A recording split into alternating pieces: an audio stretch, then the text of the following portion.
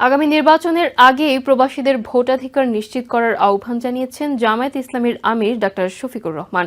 বৃহস্পতিবার রাতে কুয়েত জামুরিয়া হলে সুধী সমাবেশে তিনি বলেন, জাতীয় সরকার গঠন করা হলে তার জন্য জামায়াত প্রয়োজনে অপেক্ষা করবে।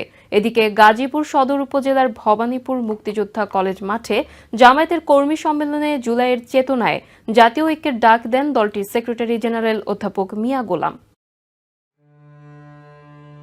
ডাক্তার শফিকুর রহমানের কুয়েত আগমন উপলক্ষে বৃহস্পতিবার রাতে জুমুরিয়া হলে সুধী সমাবেশে জামায়াতের আমিরের কাছে বিভিন্ন প্রশ্ন রাখেন প্রবাসীরা। কেউ জানতে চান ভোটাধিকার নিয়ে, কারো জানার আগ্রহ দেশে বিনিয়োগের পরিবেশ নিয়ে, কেউ বা জানতে চান জাতীয় সরকার গঠনে জামাতের ভূমিকা নিয়ে। জামায়াত ক্ষমতায় গেলে ইসলামী আইন প্রতিষ্ঠা, দেশে বিনিয়োগে প্রবাসীদের অগ্রাধিকার সহ দেশের স্বার্থে বিভিন্ন সংস্কারের কথা তুলে ধরেন জামায়াতের আমির। তিনি বলেন, নির্বাচনের আগেই প্রবাসীদের ভোটাধিকার নিশ্চিত করার পক্ষে তিনি। বিএনপির ভারপ্রাপ্ত চেয়ারম্যান তারেক রহমানের জাতীয় সরকার গঠনের যে পরিকল্পনা, সেই বিষয় নিয়েও কথা বলেন জামায়াতের আমির।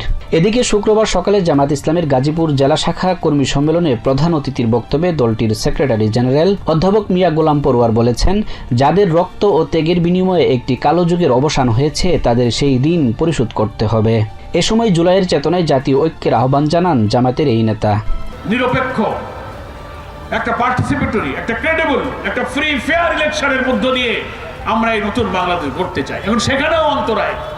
জুলাই অভ্যুত্থানে আমাদের যে ঐক্যের চেতনা ছিল ছাত্র জনতা, এখন কোন ষড়যন্ত্র, কোন লোভ নতুন করে এই অগ্রযাত্রাকে আবার মাঝে মাঝে যেন বাধাগ্রস্ত করার চেষ্টা করছে। Sajjad Hussain, TVN 24 news desk.